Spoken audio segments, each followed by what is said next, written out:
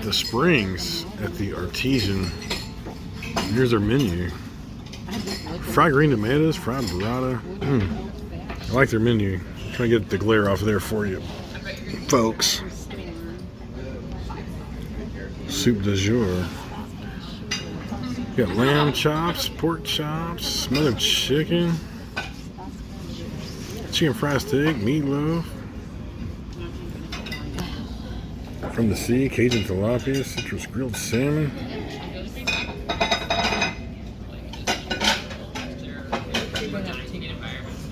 What will chef order? Bison burger? Fried green tomato BLT, that sounds good. Springs gyro gyro. Cheesesteak, Monte Cristo. Haven't had those in a while.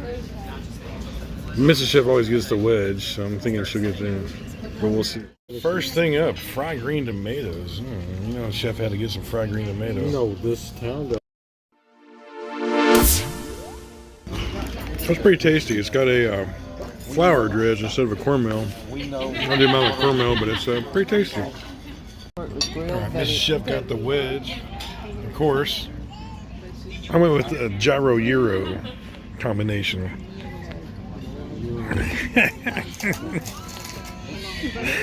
Some of us subscribers, they call it the gyro.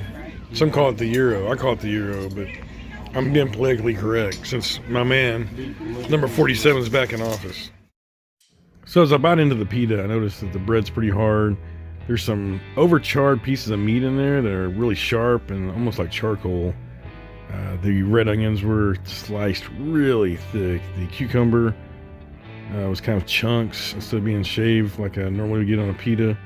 And the tomatoes were in chunks too. It's kind of a weird setup.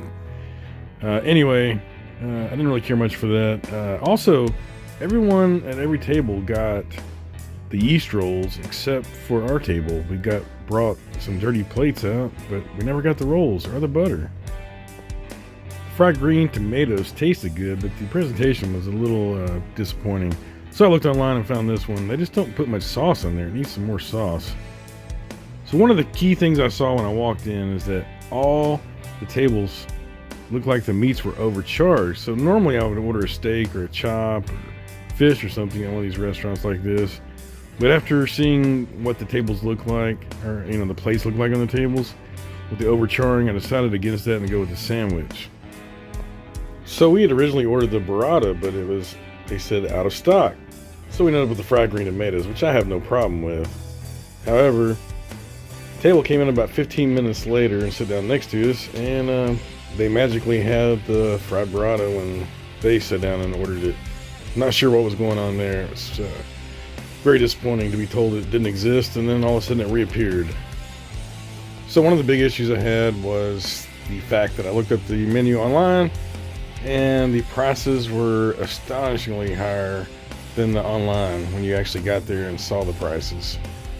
It was double in some cases, you know, basically on the steaks, and then, you know, something like your pasta dish might be $10 or $12, but now when you're in reality and looking at it, it's $18 and then $9 more if you're gonna add a protein. So considerable price differences. And you know, I didn't order the pasta myself. One of my family members did. We were actually there to meet them, and it did not look very appetizing to me.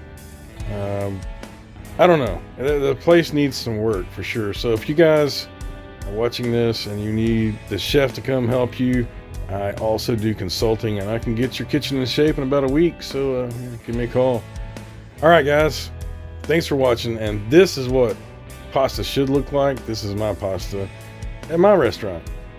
These guys could definitely use some pointers. Anyway, thanks for watching, and I hope you enjoyed this film. We'll see you next time. Peace out, everybody.